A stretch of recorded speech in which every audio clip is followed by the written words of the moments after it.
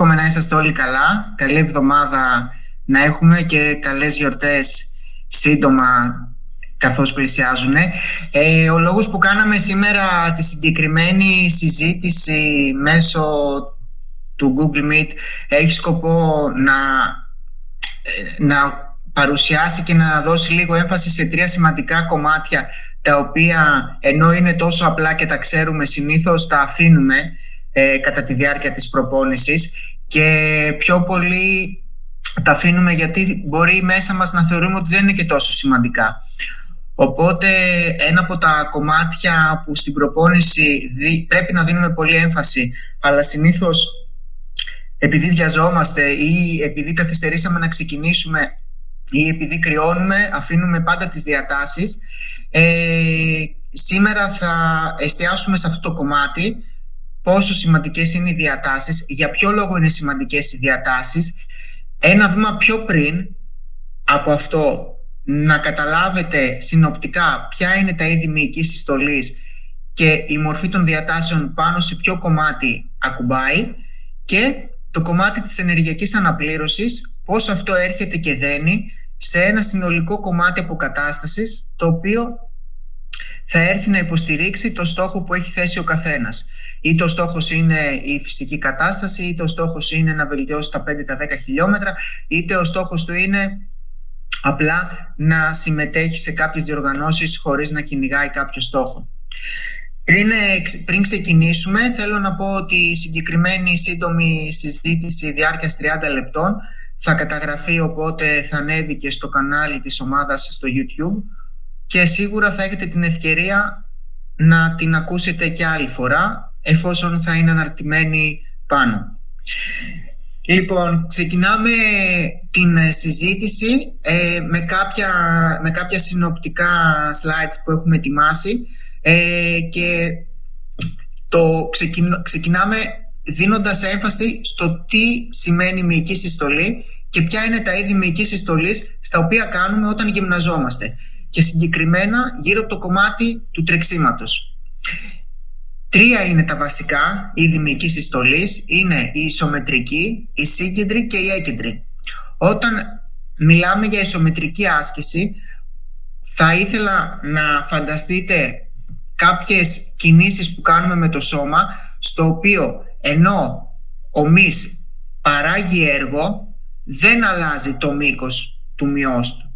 Για παράδειγμα, είμαι σε μία καρέκλα και κάθομαι και σηκώνω το δεξί μου πόδι τεντωμένο, ή δημιουργώ τη θέση του σώματος σανίδα, ή δημιουργώ ορθή γωνία στα πόδια κατά τη διάρκεια των κοιλιακών. Αυτές είναι μικρές ασκήσεις ισομετρικής μυϊκής συστολής, οι οποίες ναι μεν παράγουν έργο, ωστόσο η επιβάρυνση η οποία έρχεται στο σώμα είναι μηδαμινή. Το δεύτερο κομμάτι μυϊκής συστολής ονομάζεται σύγκεντρη. Σε αυτήν την άσκηση θα ήθελα να σκεφτείτε κάποιες απλές κινήσεις, όπως την ώρα που ανεβαίνω τις σκάλες μου. Για παράδειγμα, σκεφτείτε τα πόδια, τον τετρακέφαλο, τι κίνηση κάνει και τι τάση αποκτάει την ώρα που ανεβαίνετε πάνω σε ένα κουτί. Τι κίνηση κάνει την ώρα που τρέχετε σε μία ανηφόρα. Τι κίνηση κάνει όταν βρίσκεστε στο βουνό και περπατάτε και προσπαθείτε να σκαρφαλώσετε. Αυτή είναι μία μορφή σύγκεντρης μυϊκής συστολής. Και τι σημαίνει? Ο μυς δημιουργεί έργο την ώρα που κάνει τη σύσπαση. Όσον αφορά το κομμάτι της σύγκεντρης μυϊκής συστολής, σκεφτείτε ότι μπορείτε να γυμναστείτε με ασφάλεια, ωστόσο εκεί πέρα χρειάζεται να δώσετε έμφαση και το κομμάτι της τεχνικής, όταν για παράδειγμα κάνετε μία μορφή μυϊκής ενδυνάμωσης. Το επόμενο κομμάτι είναι η έκεντρη μυϊκή συστολή, το οποίο μπορείτε να το καταλάβετε στην καθημερινότητά σας πολύ πιο έντονα, γιατί είναι αυτό το οποίο θα δημιουργήσει την περισσότερη κόπωση και την περισσότερη ένταση στο σώμα. Για παράδειγμα, την ώρα που κατεβαίνω σκαλοπάτια, την ώρα που τρέχω στον δρόμο να προλάβω το λεωφορείο και φρενάρω, την ώρα που κάνω ένα πολύ έντονο δρομικό κομμάτι, μια απόσταση 50-60 μέτρα και έρχεται η ώρα να φρενάρω και να σβήσω απότομα. Σε αυτό το κομμάτι αυτό που συμβαίνει είναι ο μυς κάνει αυτήν εδώ την κίνηση, επιμικίνεται, ενώ παράλληλα συσπάται και παράγει έργο. Για ποιο λόγο γίνεται αυτή η αναφορά αυτών των τριών μυϊκών συστολών? Ανάλογα με το είδος της κίνησης και του έργου που παράγουμε, δημιουργούνται και διαφορετικά φορτία στο σώμα μας. Ξεκινώντας με την ισομετρική άσκηση, στη σύγκεντρη και στην έκεντρη, όσο πιο ψηλά βρίσκομαι, δηλαδή ισομετρική, σύγκεντρη, έκεντρη, τα φορτία είναι και λιγότερα. Η άσκηση η οποία φέρνει τα υψηλότερα φορτία στο μυϊκό μας σύστημα είναι η έκεντρη. Όταν λέμε έκεντρη, σίγουρα θα έχετε ακούσει όλοι τη λέξη πλειομετρικές ασκήσεις. Αυτή η μορφή των ασκήσεων δουλεύει και εστιάζει κυρίως στην έκεντρη μυϊκή συστολή. Θα ήθελα τώρα να σας δώσω κάποια άλλα παραδείγματα, τα οποία θα έρθουν να δέσουν με το δεύτερο slide που έχει να κάνει με τις διατάσεις και την εξία των διατάσεων. Θα έχετε παρατηρήσει την ώρα που ανεβαίνετε παρατεταμένη ανηφόρα, αν κάποιοι από εσάς είσαστε δρομείς ορεινού τρεξίματος, για παράδειγμα επί μία ώρα ανηφορίζετε σε σκαλοπάτια ή σε ένα μονοπάτι έντονα ή λιγότερο έντονα ανηφορικό. Στο τέλος παρατηρείτε ότι ψηλά στα ισχύα ή στους ραχαίους σας υπάρχει έτσι ένα έντονο σφίξιμο. Αυτό το σφίξιμο προκαλείται από την παρατεταμένη σύγκεντρη μυϊκή συστολή, η οποία ναι μεν δεν δημιουργεί πάρα πολύ έντονα φορτία, ωστόσο η συγκεκριμένη κίνηση, το συγκεκριμένο μοτίβο κίνησης το οποίο επαναλαμβάνεται έρχεται και σφίγγει το κομμάτι των αρθρώσεων, καθώς επίσης και την περιοχή των ραχαίων, με αποτέλεσμα να νιώθουμε ότι έχουμε ένα κόμπο είτε χαμηλά στους ραχαίους, είτε τα ισχύα μας είναι έντονα σφιγμένα. Πώς μπορούμε να καταλάβουμε? Με έναν πολύ απλό τρόπο, αν τα ισχύα είναι σφιγμένα και έχουν έντονη τάση από την άσκηση που έχω κάνει, ή οι ραχαίοι. Ένας πολύ απλός τρόπος, αλλά θα σας το περιγράψω, αλλά μην αρχίσετε και πιέζετε και κάνετε αυτή την κίνηση, είναι με τα δύο σας μεγάλα δάχτυλα να έχετε μία επαφή χαμηλά στους ραχαίους και με μία πολύ επαλή πίεση στην περιοχή θα νιώσετε ότι ο πόνος που υπάρχει στην περιοχή δεν είναι ο συνηθισμένος, υπάρχει μία μεγαλύτερη τάση. Εκεί πέρα αυτό που συμβαίνει είναι ότι καθαρά η περιοχή έχει δημιουργήσει μία έντονη σύσπαση, μία έντονη βράχυνση της μυϊκής συστολής που λέμε, το οποίο κρίνει απαραίτητο να ακολουθηθεί ένα πρόγραμμα διατάσεων το οποίο θα εστιάσει στην περιοχή και των ραχαίων αλλά και των ισχύων. Να θέσω ένα δεύτερο παράδειγμα το οποίο έχει να κάνει με την έκεντρη μυϊκή συστολή ή και με κάποιο πρόγραμμα έντονων πλειομετρικών ασκήσεων στο γυμναστήριο. Θα έχετε παρατηρήσει πολλές φορές ότι στους τετρακεφάλους σας, από την εξωτερική πλευρά στον έσω πλατή είτε και στην έσω κεφαλή του τετρακεφάλου, μετά από μια πολύ έντονη παρατεταμένη κατηφόρα ή από σκαλοπάτια, ή αν έχετε κάνει ένα πρόγραμμα με καθίσματα και βάρη χρησιμοποιώντας υποστήριξη αλτήρων, ή αν έχετε κάνει παρατεταμένες προβολές, ή αν έχετε κάνει παρατεταμένα την άσκηση του κουτσό ή παρατεταμένα κατά κόρη φάλματα, θα έχετε παρατηρήσει να αρχίζουν οι τετρακέφαλοι και να σφίγγουν. Εκεί το σφίξιμο είναι πολύ διαφορετικό, γιατί σε κάθε κάμψη που δημιουργώ στο γόνατο νιώθω και το πόδι μου ή να καίει ή να αρχίζει να έχει ένα μικρό τρέμουλο. Τι συνέβη σε αυτή την περίπτωση? Η παρατεταμένη έκεντρη μυϊκή συστολή έχει τραυματίσει ένα πολύ μεγάλο αριθμό μυϊκών ινών. Δώστε μου ένα δευτερόλεπτο.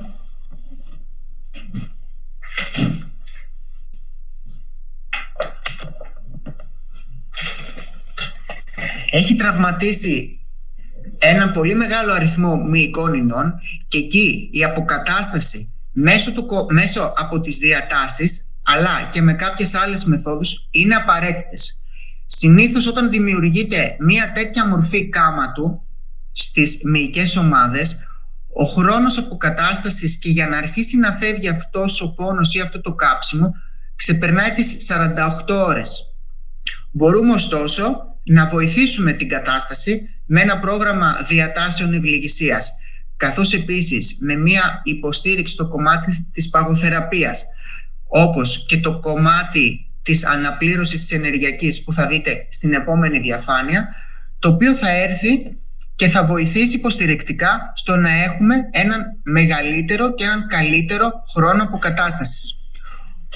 Φανταστείτε λοιπόν ότι συμμετέχετε σε έναν αγώνα ορεινού τρεξίματος απόστασης 20 χιλιόμετρων ή ότι τρέχετε στον κλασικό μαραθώνιο της Αθήνας, που έχετε 10 χιλιόμετρα από το 20 μέχρι το 30 σύγκεντρη μυϊκή συστολή και άλλα 10 χιλιόμετρα έκεντρη μυϊκή συστολή.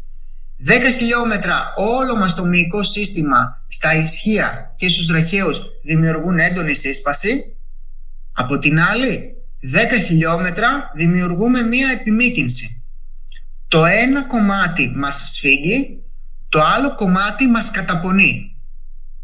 Τι πρέπει να κάνουμε λοιπόν για να καταφέρουμε να προετοιμάσουμε το σώμα μας? Α. Να αντιμετωπίσει μία ακραία συνθήκη παρατεταμένης κόπωσης και Β.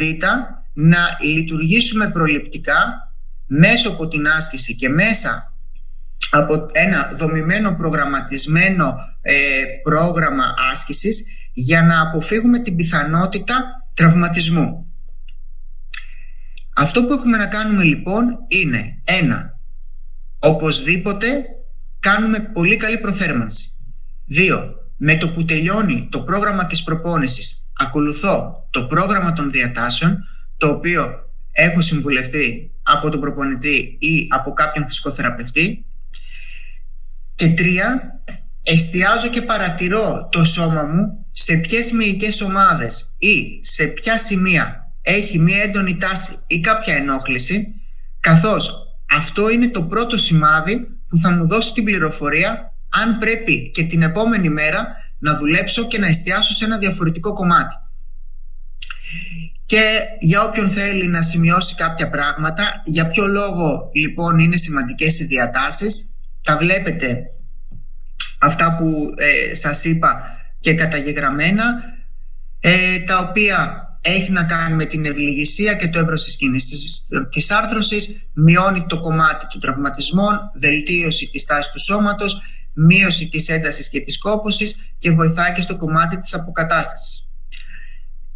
Αυτό που πρέπει μέσα σε όλα αυτά τα κομμάτια που μας βοηθούν οι διατάσεις να δώσετε έμφαση είναι αυτό που μόνο εσείς οι ίδιοι μπορείτε να καταλάβετε και να γνωρίσετε. Το σώμα σας.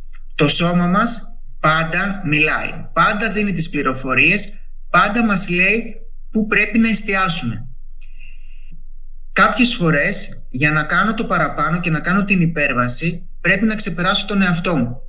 Το να ξεπεράσω τον εαυτό μου δεν σημαίνει όμως ότι πρέπει να τον κακοποιήσω. Οπότε μέσα σε αυτό το κομμάτι θα ήθελα όλοι να κρατήσετε ότι όταν το σώμα μιλάει, όταν το σώμα δίνει κάποιες πληροφορίες, όταν το σώμα δίνει κάποιους μικρούς πόνους οι οποίοι γίνονται παρατεταμένοι, είναι το σημείο που πρέπει και εσείς οι ίδιοι να χτυπήσετε το καμπανάκι είτε στον προπονητή είτε στον φυσικοθεραπευτή και να εστιάσετε και να δουλέψετε πάνω στο κομμάτι της αποκατάστασης για να προστατεύσετε τον εαυτό σας από την πιθανότητα κάποιου κινδύνου.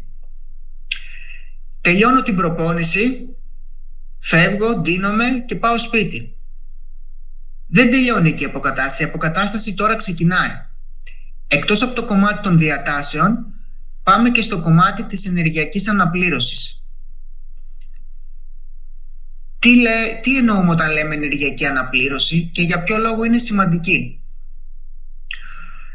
Πάμε ξανά να θυμηθούμε τι είπαμε για το κομμάτι της μυϊκής συστολής, που είναι είτε η ισομετρική, είτε η σύγκεντρη, είτε η έκεντρη. Για να κάνω οποιασδήποτε μορφής άσκηση η οποία θα παράγει έργο, χρειάζομαι ενέργεια.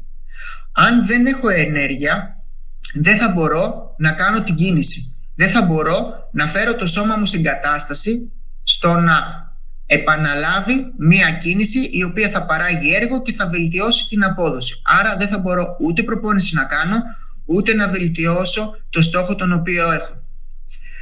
Γιατί το λέω αυτό και το αναφέρω?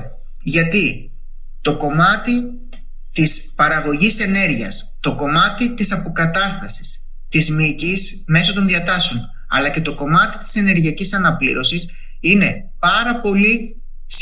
πάρα πολύ έντονα συνδεδεμένα και τα τρία μεταξύ τους. Είναι ένα puzzle το οποίο δεν πρέπει να σπάσει. Αν σπάσει, θα καταλήξουμε στο κομμάτι του τραυματισμού. Για να μην σπάσει, πρέπει να κρατήσουμε με πίστη και εμπιστοσύνη αυτό το πρωτόκολλο το οποίο θα αποφασίσουμε να κάνουμε με την βοήθεια, αν θέλουμε, και του διατροφολόγου ή του διαιτολόγου, ώστε να έρθει να υποστηρίξει η ενεργειακή αναπλήρωση, το κομμάτι της αποκατάστασης, και το κομμάτι της αποκατάστασης θα βοηθήσει το κομμάτι της παραγωγής έργου και το κομμάτι της παραγωγής έργου θα βοηθήσει στη βελτίωση της απόδοσης. Όταν λοιπόν θα κάνω την ενεργειακή αναπλήρωση, το πρώτο κομμάτι που θα βοηθήσω στον οργανισμό μου είναι ότι θα επαναφέρω τα αποθέματα του μυϊκού γλυκογόνου στα επίπεδα που ήταν πριν την άσκηση. Δεύτερον, όταν το γεύμα που θα κάνω, η αποκατάσταση, έχει μέσα την πρωτεΐνη και τον υδατάνθρακα, ο υδατάνθρακας, όπως είπαμε, θα βοηθήσει το κομμάτι της αναπλήρωσης του γλυκογόνου, η πρωτεΐνη θα έρθει και θα βοηθήσει το κομμάτι της μυϊκής εναπόθεσης. Έτσι θα συμπληρώσει και θα υποστηρίξει το κομμάτι της αποκατάστασης. Όταν υποστηρίζω το κομμάτι το μυϊκό, η επαναφορά είναι πιο γρήγορη και αποφεύγονται οι τραυματισμοί. Επίσης, όταν προσέξω την ενεργειακή μου αναπλήρωση, την επόμενη μέρα όταν θα έρθει η ώρα να κάνω προπόνηση, δεν θα είμαι άδειος ενεργειακά, ούτε θα έχω την αίσθηση της κόπωσης, η οποία θα είναι αυτή που δεν θα με αφήσει να παράγω την προσπάθεια που θέλω. Ένα από τα σημεία που θα ήθελα να αναφέρω, γιατί είναι σημαντικά και πολλές φορές οι περισσότεροι αθλητές υψηλού επίπεδου και μέσου και οι αρχάροι τραυματίζονται, είναι ακριβώς σε εκείνο το σημείο. Τι εννοώ? Μπορεί να μην έχει γίνει την προηγούμενη μέρα η καλή ενεργειακή αναπλήρωση και την επόμενη μέρα το πρωί, χωρίς να έχω φάει καλά, πάω να κάνω μια έντονη διαλυματική. Η έντονη διαλυματική χρειάζεται μυϊκό γλυκογόνο, χρειάζεται υδατάνθρακα, τα οποία εγώ δεν τα έδωσα στο σώμα μου. Είναι λοιπόν 100% σίγουρο ότι η κούραση θα έρθει πιο γρήγορα, είναι 100% σίγουρο ότι θα χαλάσω την τεχνική μου, είναι σίγουρο ότι αν δεν προσέξω στον τρόπο που τρέχω και δεν έχω μια σωστή τεχνική, αυτό που θα ακολουθήσει θα είναι να δημιουργηθεί ένας μικροτραυματισμός, μια μικρή θλάση, μια έντονη σύσπαση, η οποία αν αποκτήσει μια συνέχεια μπορεί να οδηγήσει σε ένα μεγαλύτερο θλαστικό τραύμα, το οποίο μπορεί να μας κάνει να μείνουμε έξω και 3, 4, 5, 6 μέρες. Και μακάρι να μην είναι κάτι χειρότερο, να μην είναι κάποια θλάση δευτέρου βαθμού, η οποία μπορεί να χρειαστεί να μείνουμε έξω και για 2 εβδομάδες.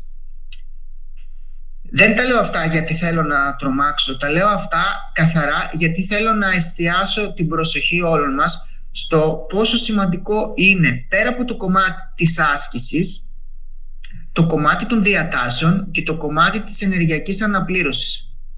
Θα πρέπει το μυαλό μας και η διάθεσή μας, παρόλο το ότι κάποιες φορές, κάποιες στιγμές, η πίεση του χρόνου και η διάθεση δεν μας επιτρέπουν στο να εστιάσουμε και να δώσουμε εξίσου την προσοχή και την έμφαση και στα 3 κομμάτια, θα πρέπει εξίσου και στα 3 να προσέξουμε, να είμαστε συνεπείς και αν όχι, κάποιο από τα 3 να καταλάβουμε για ποιο λόγο δεν το κάναμε και να το συζητήσουμε με τον προπονητή και να βρεθεί μια διαφορετική λύση στην οποία να αλλάξετε το πρόγραμμα προπόνησης ή να αλλάξετε την ώρα στην οποία κάνετε την προπόνησή σας ή να αλλάξετε κάποια πράγματα στο κομμάτι της διατροφής, που όλα αυτά θα βοηθήσουν στο να έχετε έναν δομημένο προπονητικό κύκλο χωρίς τις απώλειες είτε της ενέργειας είτε της μυϊκής αποκατάστασης, η οποία είναι πολύ σημαντική. Κάτι τελευταίο που θα ήθελα να συμπληρώσω σε αυτό έχει να κάνει με το πολύ σημαντικό κομμάτι της αναπλήρωσης των υγρών. Το σώμα μας αποτελείται κατά 70% από υγρά. Τώρα ειδικά που έχει χειμωνιάσει και δεν έχουμε την ανάγκη και την αίσθηση της δίψας, πρέπει να μην σταματήσετε να πίνετε νερό. 2,5-3 λίτρα νερό είναι απαραίτητα. Χωρίς το νερό δεν μπορεί να γίνει ούτε η κυκλοφορία του αίματος, χωρίς νερό δεν μπορεί να γίνει η παραγωγή ενέργειας, χωρίς νερό ο οργανισμός μας και το σώμα μας δεν είναι λειτουργικός στο να αποδώσει. Και το λέω αυτό γιατί είμαι σίγουρος πως όλοι μας με το που περάσει ο Νοέμβρης και επειδή η θερμοκρασία μπορεί να έχει πέσει στους 15, 13, 14 βαθμούς, δεν έχουμε την ίδια ανάγκη, το αφήνουμε κάποιες φορές. Δώστε λοιπόν την προσοχή και σε αυτό το κομμάτι όσον αφορά με την αναπλήρωση των υγρών. Και ένα τελευταίο κομμάτι για το οποίο θα ήθελα να μιλήσω περίπου 1 λεπτό έχει να κάνει με τον ύπνο. Ο ύπνος έρχεται σαν ένας τελευταίος υποστηρικτικός αρρωγός σε όλη την προσπάθεια της απόδοσης που κάνουμε για να βελτιωθούμε, στην προσπάθεια της προπόνησης για να βελτιώσουμε την απόδοσή μας, ένας τελευταίος αρρωγός ο οποίος θα δώσει και την κατάλληλη όθηση, αλλά και θα λειτουργήσει προληπτικά στο κομμάτι της αποκατάστασης. Και γιατί το αναφέρω αυτό? Το αναφέρω γιατί οι 8 ώρες ύπνου είναι πάρα πολύ σημαντικές για να μπορέσουμε να έχουμε και την σωματική ξεκούραση που χρειάζεται, αλλά και την πνευματική ηρεμία και την πνευματική χαλάρωση που είναι απαραίτητη για την καθημερινότητά μας. Οι περισσότεροι δουλεύουμε, οι περισσότεροι έχουμε αποδυτικό πρόγραμμα, οι περισσότεροι όσοι είσαστε σε μεγάλη πόλη αφιερώνετε πάρα πολλές ώρες στην καθημερινότητά σας στο να μετακινήσετε. Όλα αυτά μπορεί να δημιουργούν ένα σωματικό και ένα ψυχικό στρες. Αν έχω και την άσκηση μέσα στη ζωή μου και η άσκηση δεν έχει τη σωστή αναπλήρωση, δεν έχει τη σωστή αναπλήρωση ενεργειακή, τη σωστή αναπλήρωση υγρών και την υποστήριξη του ύπνου, αυξάνουμε πολύ περισσότερο τον κίνδυνο για να δημιουργηθεί ένας τραυματισμός. Αυτό που θέλω να πω κλείνοντας δεν είναι ότι αυτά που παρουσίασα έχουν σκοπό να σας τρομάξουν ή να σας ταρακουνήσουν. Έχουν σκοπό απλώς να παρουσιάσουν και να σας δώσουν να καταλάβετε πόσο σημαντικό είναι, εκτός από το κομμάτι της προπόνησης, να προσέχω και τα άλλα υποστηρικτικά πράγματα. Και ξαναλέω, το πρώτο είναι το κομμάτι της ενδυνάμωσης, το δεύτερο το κομμάτι των διατάσεων για την μυϊκή αποκατάσταση, το τρίτο η ενεργειακή αναπλήρωση από τη διατροφή και από τα υγρά και το τέταρτο το κομμάτι του ύπνου. Πολλές φορές, ξαναλέω, είναι απόλυτα φυσιολογικό να τρέχουμε και να κάνουμε πάρα πολλά πράγματα στην καθημερινότητά μας και τις ώρες που αφιερώνουμε εβδομαδιαία για να κάνουμε την προπόνηση μπορεί να πιεστούμε από το χρόνο ή μπορεί να μην έχουμε τη διάθεση, μπορεί να κρυώνουμε.